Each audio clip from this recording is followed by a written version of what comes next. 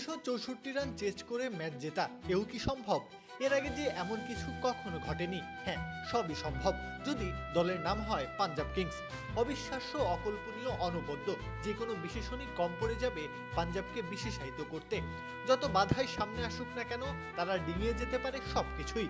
রানের এই বিশাল পাহাড় তাড়া করে পাঞ্জাব ভেঙে দিয়েছে আইপিএল এর সকল রেকর্ড। এদিন টস জিতে ব্যাট করতে নেমে শুরুতেই ধাক্কা খায় দিল্লি। তবে বাকিটা ছিল লোকেশ রাহুল আর নীতিশ রানার ঝড়। পাঞ্জাবের বোলিং লাইন আপকে একেবারে ভেঙে দিয়েছেন এই দুজন মিলে, বইয়ে দিয়েছেন 4 ছক্কার বন্যা।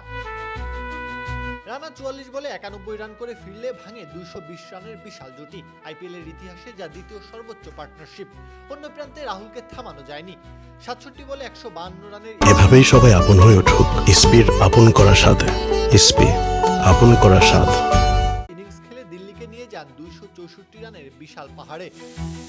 লক্ষ্য 120 বলে 265। আপাত দৃষ্টিতে যা মনে হয় অসম্ভব বলে, কিন্তু প্রথম বল থেকেই আক্রমণ চালিয়ে প্রিয়াস আরিয়া আর প্রভ সিমরান সিং প্রমাণ করে দেন অসম্ভব বলে কোনো কিছুর অস্তিত্ব নেই। তাদের 126 রানের ওপেনিং জুটি ভাঙে প্রিয়াস 17 বলে 43 করে ফিরলে।